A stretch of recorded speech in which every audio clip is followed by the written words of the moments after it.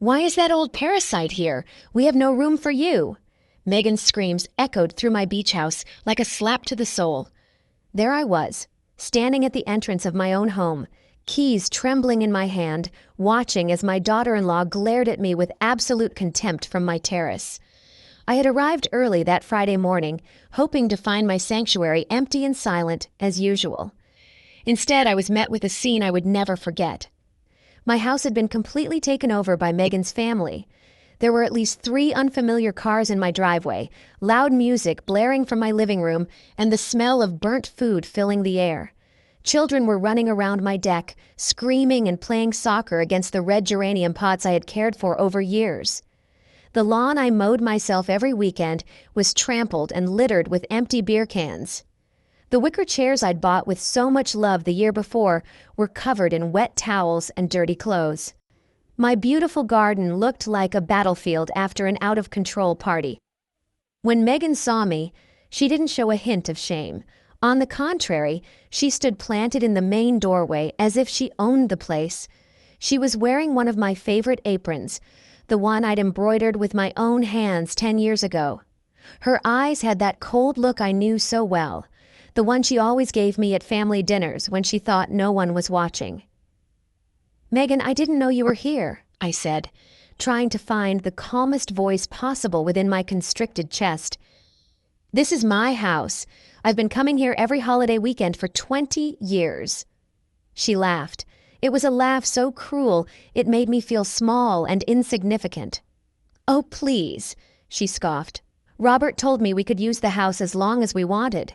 Besides, we're actually doing something productive here. You just come to complain and interrupt our family plans."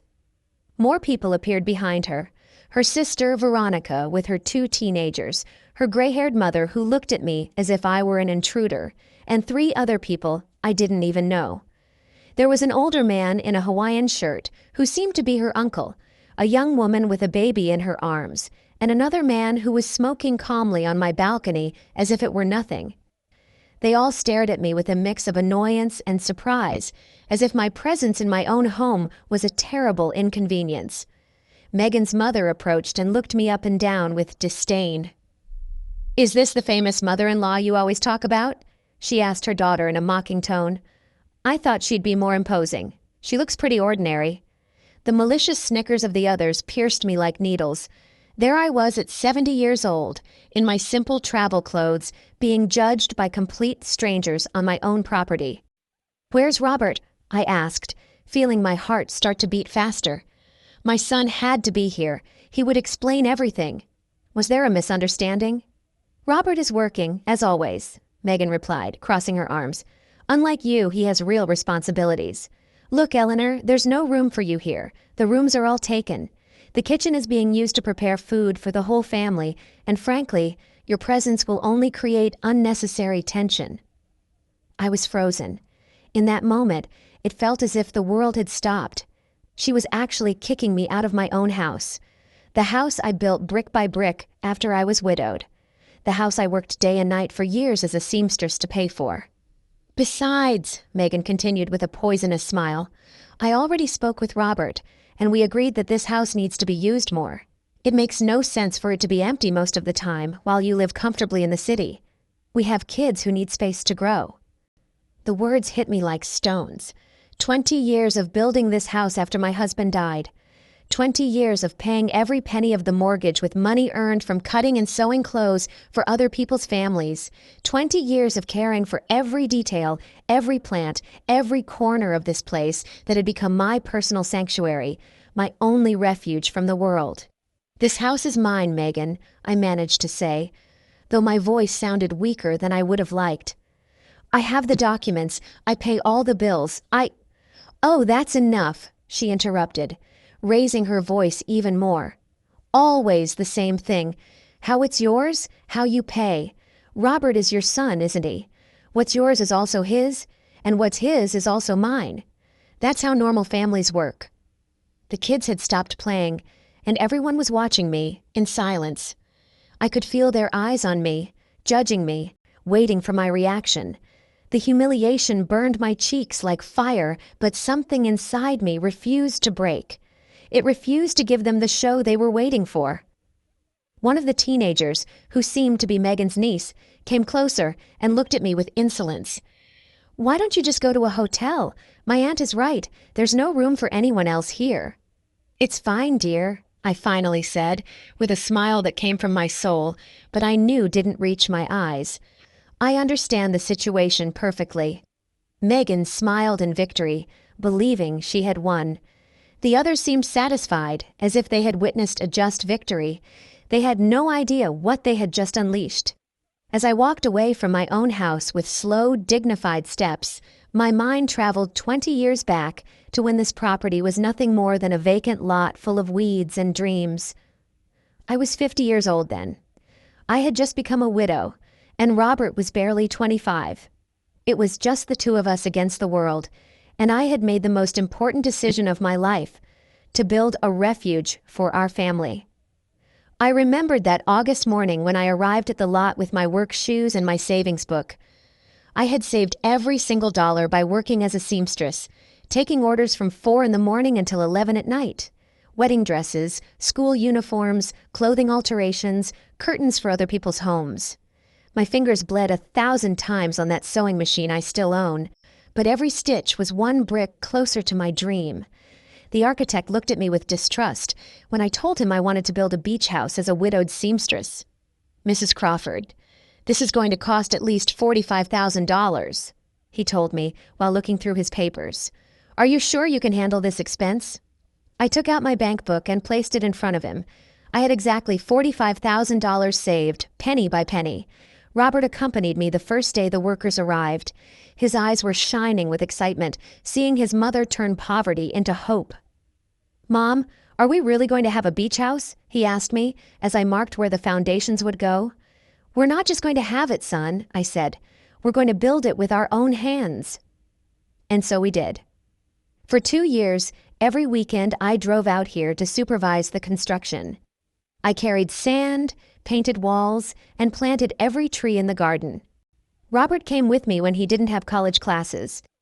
Together, we chose the kitchen tiles, the creamy color of the walls, and the exact position of each window to let in the sea breeze. When we finally finished the house, Robert hugged me on the deck and said, "Mom, you're the strongest woman I know. Someday, when I have a family, I'll tell them how my mother built this paradise with pure love and hard work." How had that same boy come to allow his wife to humiliate me in the place I built with so much sacrifice? The house wasn't just walls and a roof. It was the symbol of my independence after becoming a widow. It was proof that a woman on her own could make it without depending on anyone. It was my refuge when the world became too heavy. My place to remember who Eleanor Crawford was before I became just Robert's mom. Every object in that house had a story. I bought the dining table with the extra money I earned making quinceañera dresses for 3 months straight. I sewed the living room curtains myself with fabric I got on sale. The set of kitchen pots cost me $200 that I saved by not buying new clothes for a whole year. But what hurt the most was remembering all the times Megan had come here as a guest. The first years of her marriage to Robert, she behaved like a grateful daughter-in-law. "Oh, Mother Crawford, what a beautiful house you have. You must be so proud of everything you've accomplished." She helped me cook, played with the kids on the beach, and even brought me flowers from the market when they came to visit. When had everything changed? When had she started looking at me as if I were a burden instead of the woman who had given her a husband? Maybe it was when Robert got that better-paying job and she stopped working. Or maybe it was when they bought their own house in the city and she started feeling superior to the widowed seamstress who lived in a small apartment. The signs had been there for years, but I had ignored them. Her comments about my age, "Mother Crawford, you should rest more. It's not good for you to work so hard at your age." Her suggestions about my clothes, "Why don't you buy something more modern? Robert makes good money now. He can help you." Her hints about the house, "What a waste for this house to be empty most of the time." Now I understood that she had been planning this for a long time. The invasion of my house hadn't been spontaneous. It had been calculated, thought out, designed to humiliate me, and take possession of what I had built with so much effort. As I walked toward my car, I felt something I hadn't experienced in decades, a pure, cold rage rising from my stomach to my throat. It wasn't the blind rage that makes you scream and lose control. It was something much more dangerous. It was the intelligent rage of a woman who had survived poverty, widowhood, and decades of hard work. Megan had made a fatal mistake. She had underestimated Eleanor Crawford. She thought I was a harmless old lady who would stay silent in the face of humiliation. She didn't know she was dealing with a woman who had built an empire from $1 at a time, who had raised a son by herself, who had faced the world with empty hands and won. But what hurt me the most wasn't Megan's betrayal. It was Robert's silent betrayal. My son, the boy I had cared for when he had a fever, the young man I had supported through college, the man who had promised he would always protect me, had allowed his wife to treat me like trash in my own house. I got in my car and started the engine. I had to find a hotel for the night, but it would only be temporary, very temporary, because Megan Dyson had just declared a war she had no idea how to fight, and I was a veteran. The Golden Sands Hotel cost me $85 a night, money I hadn't planned on spending because I was supposed to be sleeping in my own bed, in my own house. But there I was, checking in like any other tourist, while my home was occupied by invaders who felt entitled to my property. I couldn't sleep that night. Every time I closed my eyes, I saw Megan's arrogant smile. I heard her poisonous words. I felt the humiliation that was burning inside me. At 6 a.m, I was already awake, drinking coffee and planning my next move. I decided to go back to the house to try to talk calmly. Maybe it had been a misunderstanding. Maybe Megan had reacted badly because of the stress of having so much family together. Maybe Robert would show up and put an end to the situation. After all, he was my son. He knew better than anyone everything I had sacrificed for that house. When I arrived at 8 a.m, I found the front door locked, my own door. I had to ring the doorbell of my own house as if I were a visitor. Veronica, Megan's sister, answered, still in her pajamas and looking annoyed. "What do you want now?" she asked, not even greeting me. "Good morning," I replied with as much dignity as possible. "I've come to get some of my personal things, and I need to talk to Megan about this situation. Megan is sleeping, and your things aren't here anymore. We put them in bags in the garage so they wouldn't get in the way."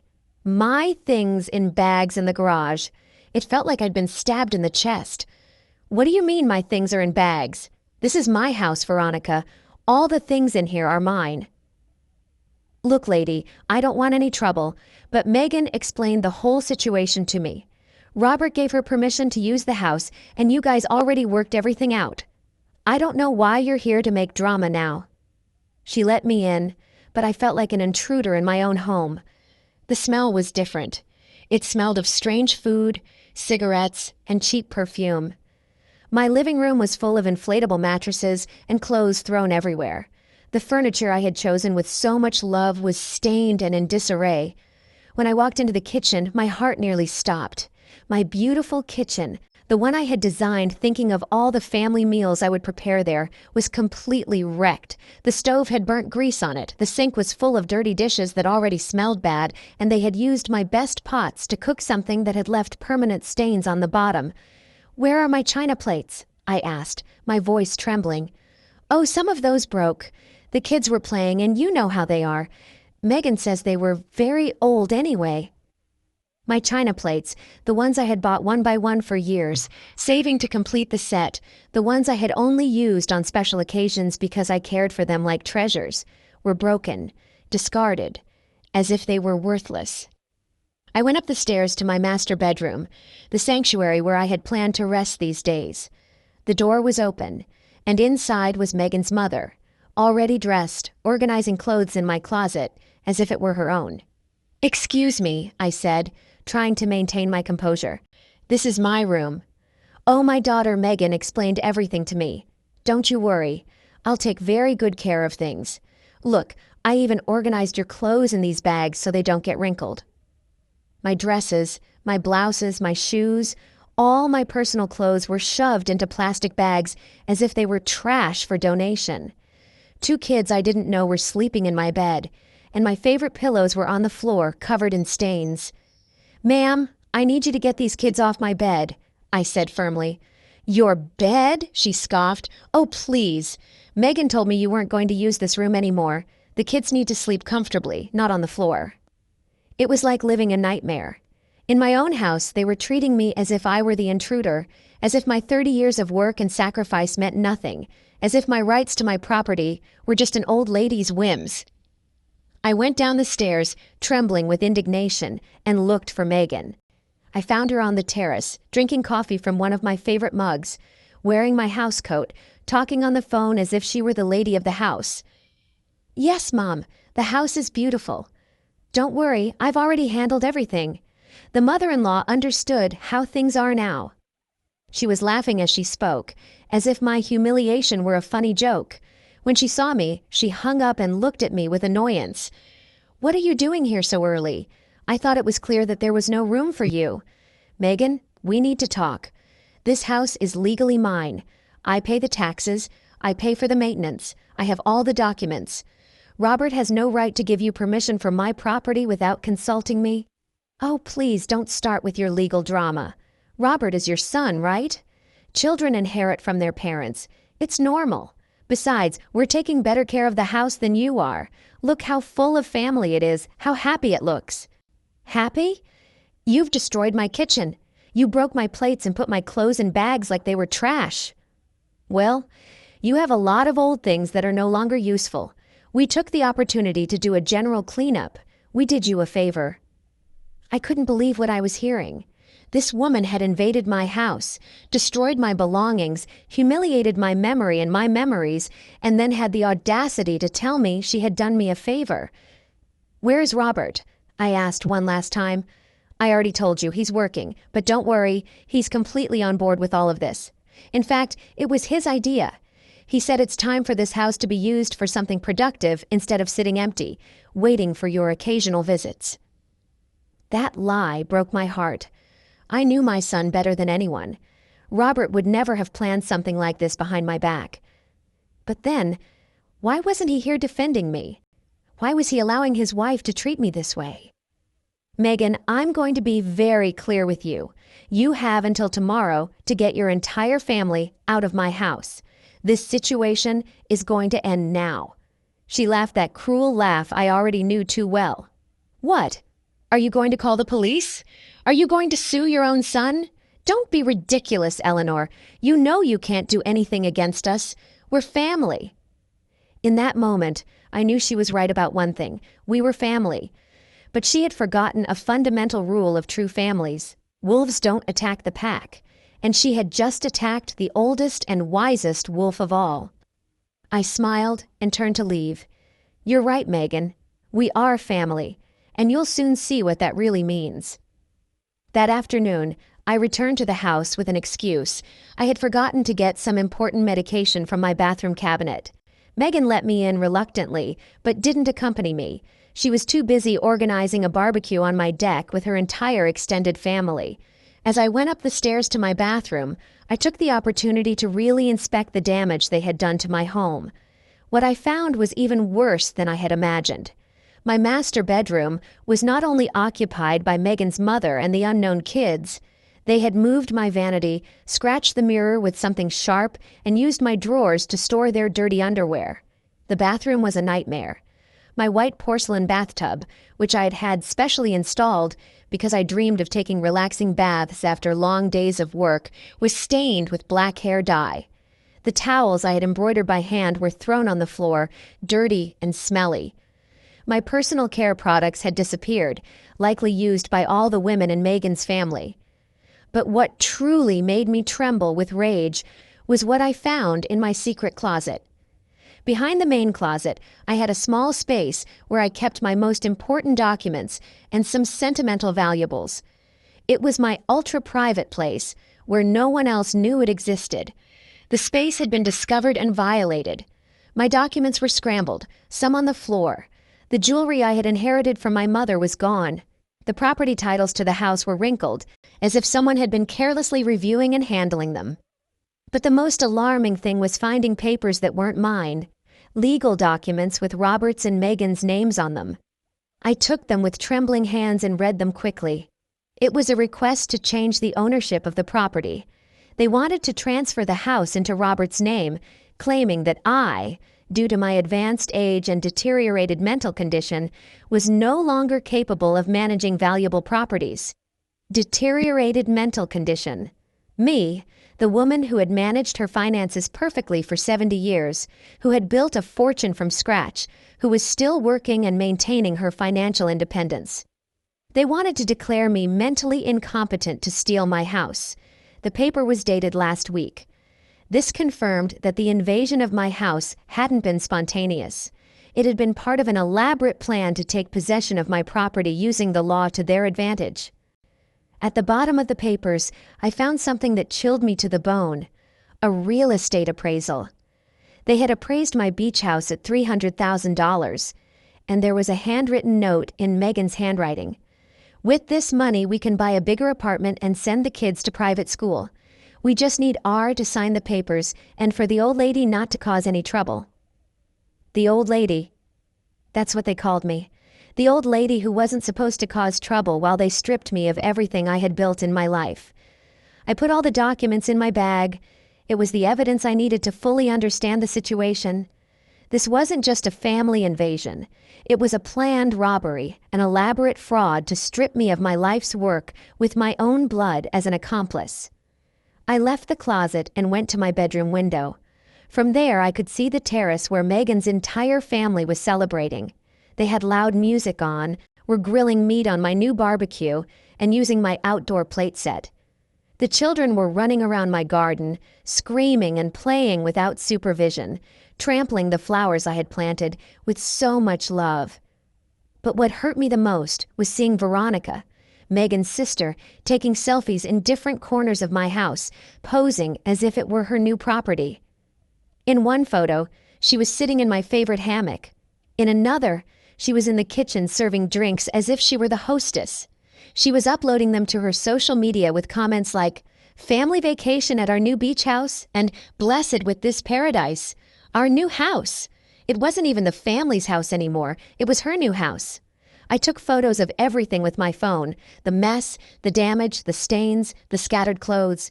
If this was going to turn into a legal battle, I needed evidence of how they had treated my property. When I went down the stairs, I heard Megan on the phone again.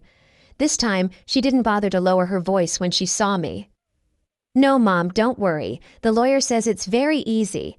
Since Robert is an only child, he can claim the inheritance early due to his mother's incapacity.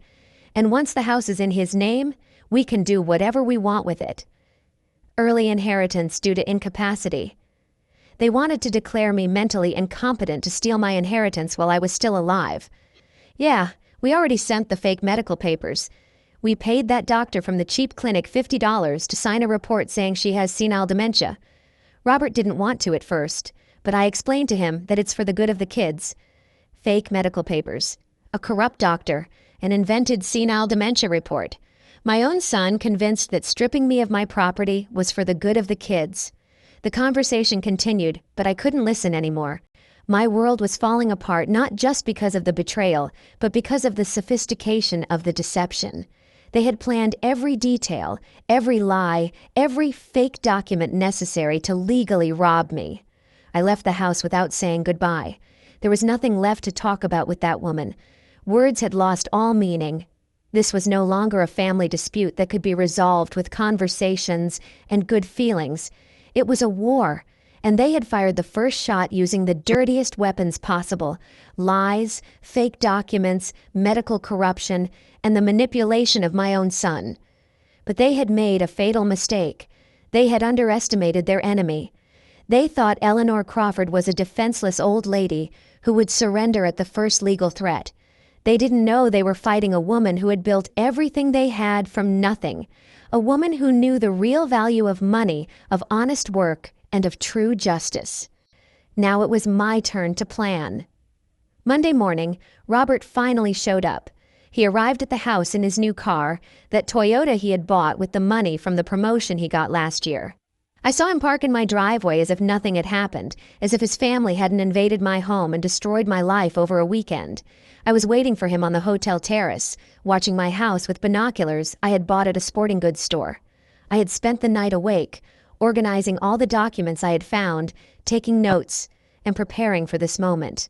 I knew Robert would come eventually. He had to come. Their plan couldn't be executed without his personal signature. I saw him greet Megan with a kiss on the cheek, hug some of the children running in the garden, and act as if this were completely normal, as if his mother hadn't been humiliated and thrown out of her own house, as if he weren't an accomplice in an elaborate fraud to steal my property. I waited 20 minutes before walking toward the house. I needed him to feel comfortable, to believe he was in control of the situation. When I rang the doorbell, he was the one who opened the door. "Mom," he said, with that forced smile he used when he knew he had done something wrong. The same smile he used when he was a kid, and I caught him lying about his grades. "How are you? Megan told me you came over the weekend." "Megan told you?" I repeated slowly, measuring each word. "Is that all she told you, Robert?" "Well, yeah, she said there was a small misunderstanding, but that everything is already settled. I thought we had talked about this before." "Talked about what exactly?" Robert became nervous. He started to play with his car keys, as he always did when he was lying. About using the house. You know you come here so little, Mom, and Megan's family needs a place to get together for vacations." "Oh, I see. And did we also talk about declaring me mentally incompetent?" His face went as white as a sheet. "What?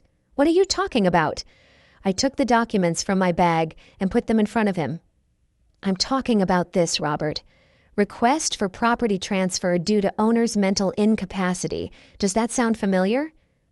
His hands trembled as he took the papers.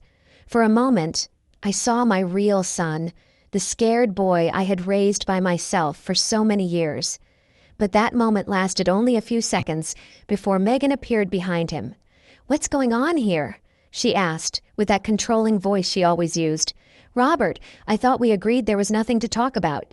"Megan, she found the papers." "What papers?" she asked, feigning innocence. "Robert, your mom is confused again. You know how she gets when she's stressed." "I'm not confused, Megan, and I'm not senile either, as the fake medical report you paid $50 for says." The mask fell completely. Her eyes filled with pure hatred. "You were spying on our private conversations?" "I was defending my house from invaders and thieves." "Thieves!" she yelled. "We are not thieves. Robert is your son. He has a right to this property." "Robert has a right to inherit when I die, not to steal from me while I'm alive." "Oh, please, you're already old, Eleanor. How many more years are you going to live? Why don't you just let us do something productive with this house instead of it sitting empty, waiting for your occasional visits?" The silence that followed was deafening. Robert had his head down like a punished child. Megan's mother and Veronica had come out of the house and were listening from the terrace. The kids had stopped playing and were watching us curiously. "Did you just really suggest that my mother hurry up and die so you can have her house?" Robert finally raised his voice. "I didn't say that," Megan defended herself. "I just said that she doesn't need so many properties at her age." "Who are you to decide what I need or don't need?" I asked her directly. "Who do you think you are to invade my house, destroy my belongings, steal my jewelry, and plan to strip me of my life's work with fake documents?" "We didn't steal anything." "No? Then where are the pearl earrings my mother left me? Where is my late husband's gold watch? Where are the silver coins I had stored in my secret closet?" Robert looked at me in surprise. "What silver coins?" "The ones your wife knows about because she went through all my private documents looking for ways to steal from me." "That's a lie!" Megan screamed, but her face gave her away. "Robert," I said to my son, with the calmest voice I could find, "I need you to tell me the truth right now. Did you know about the property transfer papers?" I tell her!" Megan yelled at him. "Tell her you knew. Tell her you agreed. Tell her it's time for you to think about your real family instead of pleasing your mom your whole life." "Shut up, Megan," Robert finally exploded. "Just shut up." We all fell silent. Robert never yelled at his wife. He was a quiet man. He avoided conflict. He always sought family peace. Seeing him lose control like that was shocking for everyone. "Mom," he said with tears in his eyes, I never wanted things to get to this. But you knew about the papers, didn't you? Yes or no?" "Yes," he whispered. "I did." My heart broke into 1,000 pieces. It was one thing to suspect my son's betrayal, but it was another thing entirely to hear him confirm it with his own voice. And the fake medical report, too? Megan said it was just a formality, that all kids have to do that when their parents reach a certain age, that it was normal, that it was to protect you. Protect me from what, Robert? From making bad decisions with your money. What bad decisions? Spending my money on my house for my vacations? No, Mom. But Megan is right that the house is empty most of the time, and we have expenses. We have kids who need... And that's why you decided to rob me instead of asking me for help. We're not robbing you, Megan interrupted again. We're helping you be more practical with your money. Helping me be practical by faking medical reports, inventing that I have dementia, and invading my house like thieves? That's enough, Megan screamed. Robert, tell her the truth once and for all. Tell her you already spoke with the lawyer, that the papers are ready, that all that's missing is your signature to transfer the property. Tell her it's time for you to act like a man instead of an obedient child. Robert looked at me with eyes full of shame and pain. Mom, I'm so sorry. You're asking for forgiveness, and at the same time, you're going to rob me of my house. It's not robbing, it's securing the future of my kids. By destroying the present of your mother. He didn't answer. He just stood there, caught between his wife, who was pressuring him to sign my financial death sentence, and his mother, who was looking at him with a broken heart. It's okay, Robert, I finally said. I understand. I know where your loyalties lie. I turned to walk back to my car, but stopped and turned to look at all of them. Just one more thing. You thought Eleanor Crawford was a defenseless old lady who would give up without a fight. You were wrong. I fought poverty and won. I fought widowhood and won. I built this property brick by brick when you weren't even in my life, and now I'm going to fight against you, and I'm going to win this too. The triumphant smile disappeared from Megan's face. For the first time, I saw fear in her eyes. With what lawyer? She asked with a trembling voice. You don't have money for legal battles. I smiled. Who told you I don't have money, dear? I walked out of my house with my dignity intact, but with a broken heart. Robert had made his choice. He had chosen easy money over the woman who had raised, educated, and loved him unconditionally for 45 years. He had chosen his wife's manipulative screams over the silent voice of his own conscience. But if they thought I was going to stay in a corner crying, they were completely wrong. I drove straight to the bank. I needed to check exactly how much money I had available for this war. For the last 20 years, I had continued to save religiously, even after finishing paying for the house. Every month, I put away $300 from my pension and the income from my sewing work. I had learned from a young age that saved money was power. It was security. It was freedom. The bank manager, Alex Peterson, had known me for 15 years. He was a serious professional man who had always respected my financial discipline. Eleanor, how can I help you today? I need the exact balance of all my accounts, and I need to discuss a delicate legal matter. When he showed me the numbers on the screen, I smiled for the first time in days. I had $87,000 in savings, plus $23,000 in certificates of deposit, and $12,000 in my checking account, $122,000 in total. Megan had miscalculated. She thought I was a poor old lady who relied solely on a meager pension. She didn't know that Eleanor Crawford had been a hard-working aunt all her life, saving every penny to protect herself from exactly this kind of situation. Mr. Peterson, I need you to freeze any attempts by third parties to access my accounts, and I need an official letter from the bank confirming my mental capacity to manage my finances. Of course, Eleanor. Is there a problem? My family is trying to have me declared mentally incompetent to take my assets. His face became serious. That's very serious.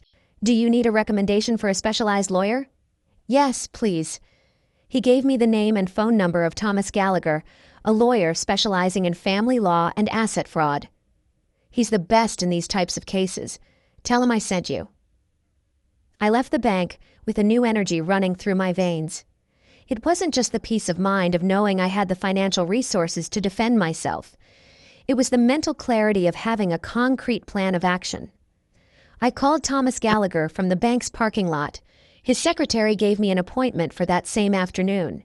The lawyer can see you at 4. It's urgent, right? Very urgent. I spent the rest of the morning organizing all the documents I had collected. The fake property transfer papers, photos of the damage to my house, the list of stolen items, and copies of all my legitimate property titles. I also printed screenshots from Veronica's social media, where she was showing off her new beach house. At 4 o'clock, I was sitting in Thomas Gallagher's elegant office. He was a man in his mid-60s, gray-haired, with intelligent eyes and professional manners that inspired immediate trust. Mrs. Crawford, tell me everything from the beginning. Don't omit a single detail.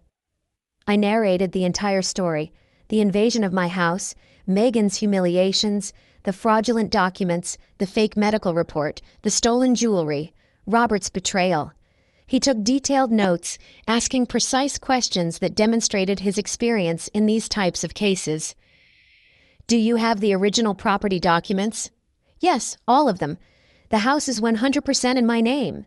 I paid for every penny of the construction, and I have all the receipts from the last 20 years. Has the doctor who supposedly signed the dementia report ever examined you? Never in my life have I seen him. I don't even know his name. Excellent. That is a falsification of medical documents. A federal crime. Do you have any documentation for the stolen jewelry? I'm sure I do. Some of it, especially my late husband's watch, is insured for $3,000. Thomas smiled. Mrs. Crawford, your case is solid, very solid. We have trespassing, robbery, falsification of documents, attempted asset fraud, and possibly medical corruption. Your family stepped in it big time. What can we do?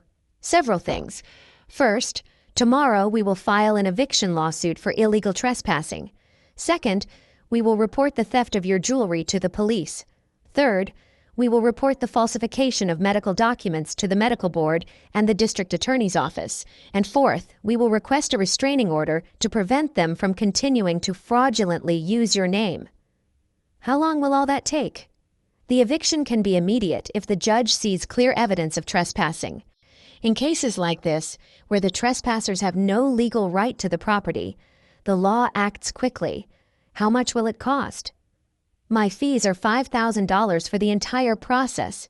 Can you pay them? I can pay them today if you want. His smile widened. I like to work with clients who take their legal defense seriously. Mrs. Crawford, your family thought you were a defenseless old lady, but they were wrong. You are a prepared woman. I've been preparing to defend myself from the world for 70 years, counselor. I'm not going to stop now. Excellent attitude. One important question. Are you willing to take this all the way? Because when we start this process, your relationship with your son will probably be irreparable. I was silent for a moment, thinking of Robert, of the boy he had been, of the man he could have been, of the coward he had become. Counselor, my son betrayed me for money, declared me mentally incompetent for money, and publicly humiliated me for money. If our relationship can break so easily over money, then it was never a real relationship. And if he tries to regret it and apologize during the process, then he should have thought about it before signing papers to rob me. Apologies after being caught don't count. Thomas nodded with respect. Understood. We will proceed with everything. First thing in the morning, we'll file all the lawsuits. There's one more thing, counselor. I want them to understand that they completely underestimated their opponent. I want them to learn that the consequences of betraying family are real and permanent. What do you have in mind? I want this lawsuit to be public. I want all their friends, neighbors, and acquaintances to know exactly what they did. I want the social cost of their betrayal to be as high as the legal cost. That can be arranged. Court records are public, and we can make sure the local media hear about such a scandalous case." I left that office feeling completely different than when I had entered. I was no longer Eleanor Crawford, the betrayed and humiliated mother. Now, I was Eleanor Crawford, the woman who was defending herself with all the legal weapons at her disposal. That night, from my hotel room, I called my sister Laura in Texas. I told her the whole story. "Eleanor, I can't believe Robert would do that after everything you sacrificed for him." "It no longer matters what I sacrificed, Laura. What matters is what I'm going to get back." "Do you need me to come help you?" "No, sister. I have to fight this battle alone, but thank you for offering." I hung up the phone and sat on the bed, looking toward my house. From the hotel window, I could see the lights on, the music still playing, the celebration continuing as if nothing had happened. Tomorrow was going to be a very different day for all of them. I smiled in the darkness. Eleanor Crawford had returned to war. On Tuesday, at 8 in the morning, Thomas Gallagher arrived at my house with 3 legal documents, a police officer, and a public notary. I arrived at the exact same time in a taxi, dressed in my best gray suit and carrying a folder full of evidence. Megan's family was having breakfast on my terrace when they saw the legal caravan park in the driveway. I saw Megan drop her coffee cup when she recognized the official license plates of the police car. "Good morning," Thomas said in a professional and strong voice. "I am attorney Thomas Gallagher, legal representative for Mrs. Eleanor Crawford, the legitimate owner of this property. We have come to deliver an immediate eviction order for illegal trespassing." Megan ran out of the terrace, a look of panic on her face. "What are you talking about?" "This is my husband's house. We have the right to be here." "Ma'am," the police officer replied, "do you have any documents that prove legal rights to this property?" My husband is the owner's son. He gave me permission." "Where is your husband at this moment?" He's at work." Thomas took out the first documents. "Here I have the original deed to the property, completely in Mrs. Eleanor Crawford's name. I also have the property tax receipts for the last 5 years, all paid by Mrs. Crawford, and I have this court-ordered immediate eviction for trespassing without the owner's consent." Megan's mother appeared behind her daughter, visibly nervous. "What's going on here?" "What's going on," I said, in a calm but firm voice, "is that you invaded my house without my consent, destroyed my property, stole my belongings, and tried to strip me of my life's work using fake documents. Now, you are going to face the legal consequences." Veronica came out of the house, recording everything on her phone. "This is elder abuse. The lady is crazy and is harassing us." "Miss," the public notary intervened, "stop recording immediately. This is an official legal proceeding, and you are not authorized to document it." Thomas took out more papers. "I also have a formal complaint here for the theft of jewelry and valuables, with a detailed list of all the missing items and their estimated values." "We didn't steal anything," Megan yelled. "Where are the pearl earrings that belonged to Mrs. Crawford's mother?" the police officer asked. I don't know what earrings you're talking about." "And the gold watch of Mrs. Crawford's late husband insured for $3,000? Megan was silent. Her face turned red with shame. "Furthermore," Thomas continued, "we have evidence of falsifying medical documents to try to declare Mrs. Crawford mentally incompetent. This is a federal crime punishable by prison time." "Medical documents?" the officer asked. "What kind of documents?" I showed him the papers I had found. A fake report claiming I have senile dementia, signed by a doctor who has never examined me, paid for with $50 to facilitate the theft of my property. The police officer reviewed the documents and frowned. "This is very serious, ma'am," he said to Megan. "You paid for a fake medical report?" I didn't. We just wanted to help her. She's too old to manage so many properties." "And that's why you decided to steal her house using fraudulent documents?" Just then, Robert arrived, driving at full speed. He got out of the car with a look of total desperation. Surely someone had told him about the police's arrival. "What's going on here?" he asked, almost out of breath. "Your wife and her family are being legally evicted from your mother's property for illegal trespassing," Thomas explained to him. And you, Mr. Crawford, are being cited as an accomplice in a case of attempted asset fraud." "Asset fraud?" I showed him the documents. "The property transfer papers you were going to sign to steal my house, Robert.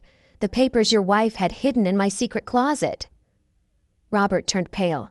"Mom, I can explain." "There's nothing left to explain. You already made your decision." "But I didn't want it to get to this." "Didn't want it to get to what? To me defending myself? You hoped I would stay quiet while they stole my life's work?" Megan approached Robert and whispered something in his ear. He shook his head. "What is your wife telling you, Robert?" I asked. "She wants me to tell the police that you have mental problems, that you invent things." "What? And what are you going to say?" Robert looked me in the eyes for the first time in days. I saw the scared boy he had been, but I also saw the cowardly man he had become. I don't know what to say, Mom." "Then don't say anything." Thomas took out the last documents. "Mr. Robert Crawford, here is your official citation.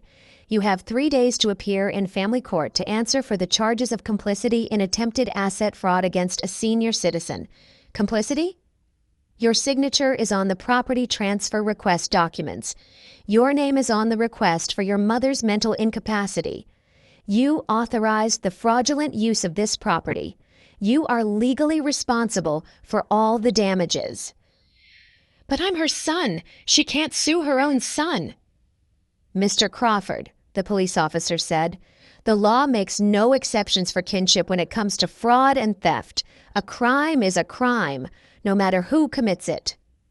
Megan's mother started to cry. "This is unfair. We're family. Families don't sue each other." "Families also don't steal from each other," I replied. "But you decided to break that rule first."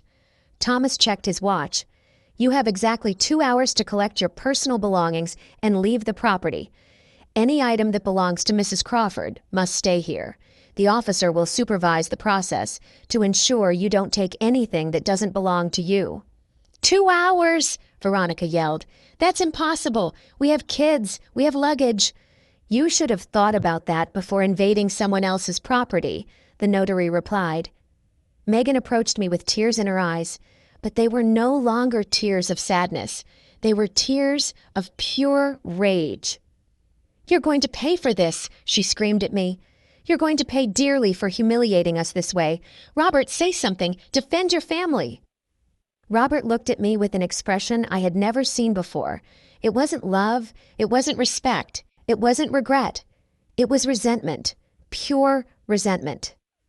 "Mom, are you really going to go through with this?" "Robert, I've already gone through with it. You brought me here." "But we're family." "Family." I repeated the word slowly. "Family invades houses. Family steals jewelry. Family fakes medical documents. Family humiliates its seniors in public. We just wanted... You wanted to rob me, and I want justice." Thomas closed his folder. "Ladies and gentlemen, you have 2 hours. The clock has already started." I watched as Megan's entire family ran toward the house like desperate ants, grabbing their things, yelling at each other, and blaming one another for the disaster. But I stayed standing in my garden, watching the plan they had created to destroy me fall apart. Eleanor Crawford had counterattacked and won the first round. The 2 longest hours of my life passed like a family drama movie in fast motion. From the deck of my recovered house, I watched the invasion they had so carefully planned completely fall apart. Megan's mother was the first to break. After half an hour of crying and yelling, she sat on the stairs and refused to help with the packing. "This is your fault, Megan," she yelled at her daughter. "You told me everything was settled. You told me the old lady had accepted everything." "Mom, shut up and help me pack," Megan replied, desperately shoving clothes into plastic bags. "The old lady set a trap for us. She acted like a defenseless old lady, and it turns out she had lawyers and money saved up." Veronica recorded the whole process on her phone. But now it wasn't videos celebrating her new beach house. They were videos of the public humiliation of a family being legally evicted as trespassers. "This is going to go viral," she yelled as she filmed her sister packing. "Everyone is going to know how they treated us. They're going to see what kind of person this lady is." The police officer took her phone away. Miss, we already warned you about recording without authorization during a legal proceeding. If you continue, you will be arrested for obstruction of justice. The children ran around the house crying and screaming, not understanding why they had to leave the paradise where they had been playing. One of them, a boy about 8 years old, came up to me. "Ma'am, why are you kicking us out? We didn't do anything wrong." My heart broke a little. The children were innocent in all of this. They had been used as pawns in their parents' plan. "I'm not kicking you out because you did something wrong," I explained in a soft voice. "I'm asking you to leave because this is my house, and your family came here without asking for my permission. But my mom said it was our house now." "Your mom was wrong." Megan overheard the conversation and approached furiously. "Don't talk to my kids. You have no right to confuse them even more." "I'm not confusing them. You confused them by bringing them to a house that wasn't yours. This house is ours. Robert is her son. Children inherit from their parents. Children inherit when their parents die, not when their parents are still alive and healthy." "You're already old. What do you need so much property for at your age?" Thomas intervened. "Ma'am, every comment you make about my client's age is being documented as additional evidence of age discrimination and psychological abuse against a senior citizen." Megan immediately went quiet. Robert had been carrying suitcases to the cars in complete silence, avoiding my gaze. But when there were only 30 minutes left in the deadline, he finally approached me. "Mom, we need to talk." "There's nothing left to talk about, Robert." "Yes, there is. Look, I admit that things got out of control, but we can fix this. We can reach a family agreement without involving lawyers and police." "What kind of agreement?" "You keep the house, of course. We accept that it was a mistake to come without telling you. And in exchange, you drop all the lawsuits. And the stolen jewelry? We'll return everything that was taken by mistake." "By mistake?" "Well, you know, in the confusion of moving, some things got mixed up." "Robert, do you really think I'm going to accept that stealing my mother's jewelry was a mistake?" "Mom, it wasn't stealing, it was a misunderstanding." "And the fake medical report was also a misunderstanding?" He was silent. "And the request for property transfer due to mental incapacity was also a misunderstanding?" He remained silent. "And publicly humiliating me by calling me a parasite was also a misunderstanding?" "That wasn't me. That was Megan." "But you were there. You saw me being humiliated by your wife in my own house, and you didn't say anything." I didn't know what to say." "You knew exactly what to say, Robert. You knew you had to defend your mother, but you chose to stay silent so you wouldn't contradict your wife." "Megan was stressed, Mom. She had her whole family here. The kids were restless." "And that gave her the right to insult me on my own property?" Robert became desperate. "Okay, Megan behaved badly. I admit it. What else do you want me to say?" "I want you to tell me the truth. I want you to admit that you planned to steal my house using fake documents. I want you to admit that you betrayed me for money." "I didn't betray you for money. I did it for my family." "And what am I, Robert? Am I not your family?" "Yes, you're my family, but Megan and the kids are my primary responsibility now." "So your primary responsibility now is to rob your mother?" "It wasn't robbing. It was securing the future of my children. By destroying the present of the one who gave you life." Robert put his hands on his head in frustration. "Mom, you don't understand. We have huge expenses. The kids need private schools, clothes, vacations. Megan's house needs repairs. I work day and night, but the money is never enough. And that's why you decided that I had to pay your bills with my life's work? You live alone in a small apartment. You don't need such a big beach house. It's a waste." There it was. The truth had finally come out. Robert hadn't betrayed me out of love for his family. He had betrayed me because he thought I didn't deserve what I had worked my whole life to get. A waste. I repeated the word slowly. "Mom, I didn't mean it in a bad way. Are my 30 years of working day and night a waste?" "No, but is my discipline of saving every penny to build this house a waste?" Mom, please. Is my sacrifice of raising you alone after becoming a widow a waste? That's enough, Robert exploded. It's always the same with you. Always reminding me of everything you sacrificed, always making me feel guilty for having my own life. The silence that followed was absolute. Even Megan stopped packing to listen. There's the truth, I said, with a calm that surprised me. You didn't betray me for money. You betrayed me because my sacrifices for you became a psychological burden you couldn't bear. I didn't say that. You didn't have to say it. You just screamed it. Robert stood there, breathing heavily, his face red with shame and rage. Do you know what the saddest thing about all this is, son? I asked him. If you had asked me for help directly, I would have helped you. If you had told me you were having financial problems, we would have found a solution together. But you preferred to conspire behind my back, humiliate me publicly, and try to rob me using the law. Why, Robert? Why did you choose the cruelest path? Because I knew you would say no. How did you know if you never asked me? Because you've always been very attached to your money, very controlling with your life's work. Controlling? Robert, I paid for your college. I bought you your first car. I lent you the down payment for your house.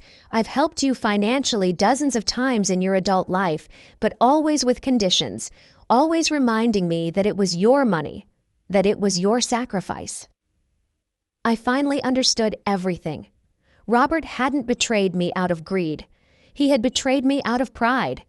His male pride couldn't stand continuing to depend financially on his old mother. You know what, Robert? I finally said. You're right. I should have forced you to be more independent when you were younger. I should have let you solve your own problems instead of always rescuing you. But it's too late to change the past, and now you're going to have the opportunity to be completely independent, because from now on, you're going to solve all your financial problems without my help. Thomas checked his watch. Folks, you have 10 minutes left. The final stampede was chaotic. Megan yelling orders, the kids crying, Robert carrying the last suitcases with a look of total defeat. When they were all finally in their cars, Megan rolled down her window and screamed one last threat at me. This isn't over, you bitter old lady. We're going to appeal. We're going to prove that you're crazy. Go right ahead, I replied calmly. My lawyer will be waiting for you. The cars drove away, kicking up dust in my driveway. Robert was the last to leave. He looked at me in the rearview mirror, but I had already turned my back. Thomas approached. How do you feel, Mrs. Crawford? Tired? I answered honestly. But free. Free from having to pretend that we're a happy family. Free from having to excuse betrayal with maternal love. Free from pretending that this can be fixed with forgiveness and forgetting. The police officer said goodbye. The notary finished his documents. Thomas handed me the keys to my own house. Mrs. Crawford, your house has been officially recovered. I went up the steps of my terrace and sat in my favorite chair. For the first time in a week, I was alone in my own home, but the final act of this play was still to come. 1 week after the eviction, my beach house had regained its original peace. I had hired a professional cleaning service for $700 to erase all traces of the invasion. The strange smells had disappeared, the stains were gone, and my furniture was back in its correct places. But the real justice was just beginning. Thomas called me on Friday with news that made me smile for the first time in weeks. Mrs. Crawford, I have some important updates. The doctor who signed the fake dementia report has been suspended by the medical board. The investigation revealed that he had signed at least 12 similar reports in exchange for cash. And the legal consequences for Robert and Megan? Ah, that's the best part. The prosecutor decided to proceed with criminal charges for asset fraud and conspiracy. It's no longer just a civil matter. It's a criminal case now. What exactly does that mean? It means they could face jail time if they are found guilty, and it also means that all the legal fees they've had to pay have been enormous. That same afternoon, I received an unexpected call. It was Veronica, Megan's sister, crying on the phone. Eleanor, please, we need to talk. Megan is desperate. Robert has spent over $15,000 on lawyers, and the legal proceedings aren't even finished yet. And what does that have to do with me? We want to apologize. We want to fix things. Do you want to fix things? Or do you need me to drop the lawsuits because you're running out of money? Ma'am, please. Megan has kids to support. Robert could lose his job if this goes public at his office. She should have thought about her kids before planning to rob me. And Robert should have thought about his job before faking medical documents. But you already got your house back. You already won. Why keep punishing us? Because getting my house back doesn't erase the humiliation. It doesn't return the stolen jewelry. It doesn't eliminate the psychological damage of being betrayed by my own son. We can give the jewelry back. It's at my mom's house. The jewelry you took by mistake, the jewelry you accidentally stole during the confusion of moving. Ma'am, please. Veronica, tell your sister that if she wants to talk to me, she can come here personally and bring all the stolen jewelry. I hung up the phone feeling a strange mix of satisfaction and sadness. The satisfaction came from watching the plan they had designed to destroy me fall apart. The sadness came from knowing that my relationship with Robert was probably over forever. 2 days later, Megan appeared at my door. She came alone, without Robert, with a bag in her hand and eyes swollen from crying. Eleanor, I came to return your things and to apologize. Come in. She sat in my living room like a scolded child, put the bag on the table, and began to take out my jewels one by one. Here are the pearl earrings. Here is the gold watch. Here are the silver coins. And here is the necklace that that we also took by mistake. By mistake, ma'am. The truth is, I took them, but it wasn't to steal them. It was to sell them. We needed the money urgently. We have a lot of debts. Robert lost money in some bad investments last year. We're behind on our mortgage, our credit cards are maxed out, and the kids need school. And that's why you decided to rob me? It wasn't robbing. It was asking for your help indirectly. By invading my house and publicly humiliating me? Megan started to cry. Eleanor, I admit I behaved badly, very badly, but I was desperate. When Robert told me you had this beautiful house and that you almost never used it, I thought maybe you thought you could take it from me without asking. I never wanted to take it from you. I just wanted to use it while you weren't here. And then, when we saw how expensive it was to maintain 2 houses, we thought maybe it would be better for the house to officially be Robert's to avoid legal problems in the future. Legal problems, Megan? You created the legal problems by falsifying medical documents. That was the idea of the cheap lawyer we consulted. He told us it was the fastest way to transfer property between family. A lawyer recommended you commit fraud? He said it wasn't fraud if it was between immediate family. I was silent for a moment, processing the level of ignorance and naivety they had demonstrated. They had ruined their lives financially and legally because they followed the advice of a fifth-rate corrupt lawyer. Where is Robert? I asked. He didn't want to come. He says you're not his mother anymore. Those words hurt more than I expected, but they also confirmed that I had made the right decision. He says I'm not his mother anymore? Yes, he says a real mother wouldn't sue her own son, that you chose money over family. And what do you think, Megan? I think we started all of this. But I also think you took things too far. We could have resolved everything as a family, without lawyers or police. How could we have resolved it as a family if you never told me the truth? If you lied to me, deceived me, and planned to rob me behind my back?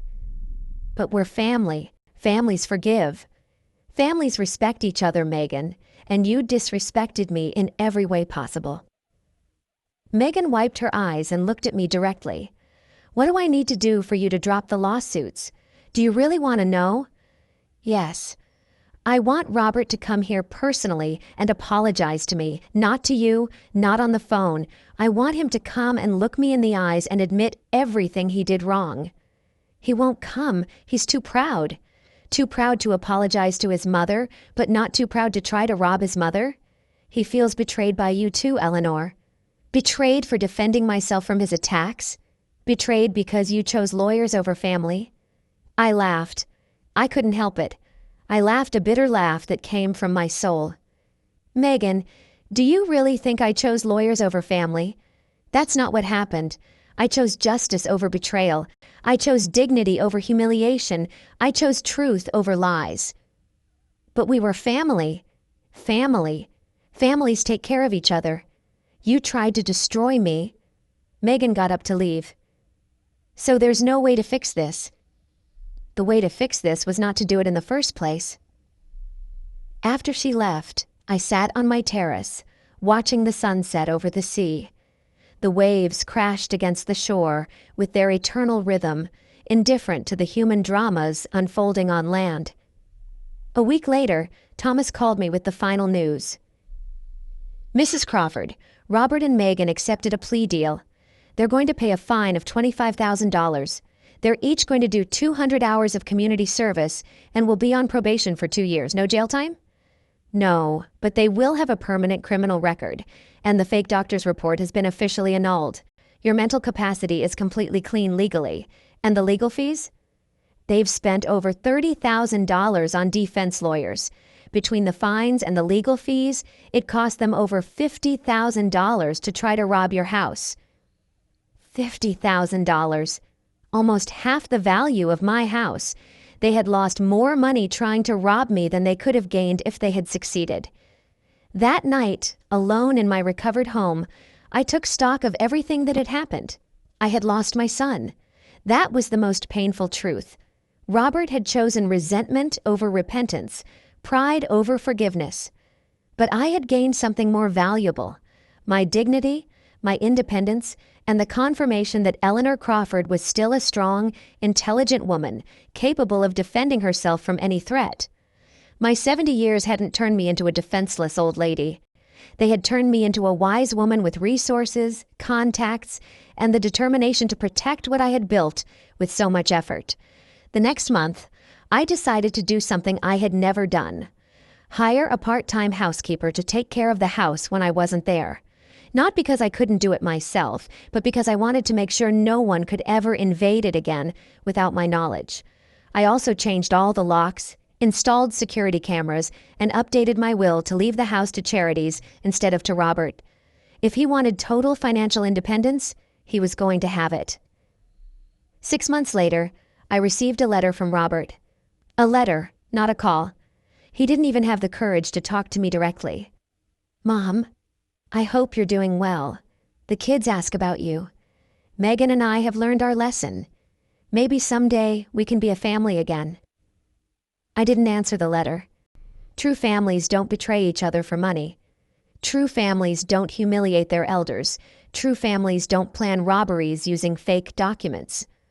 Robert had decided that money was more important than his mother. I had decided that my dignity was more important than his forgiveness. Each of us lived with the consequences of our decisions. I lived in my beach house, free, independent, and at peace. They lived with debts, a criminal record, and the social shame of having tried to swindle a 70-year-old woman. The silent justice had triumphed, and Eleanor Crawford had proven that underestimating an older woman was the most expensive mistake one could ever make.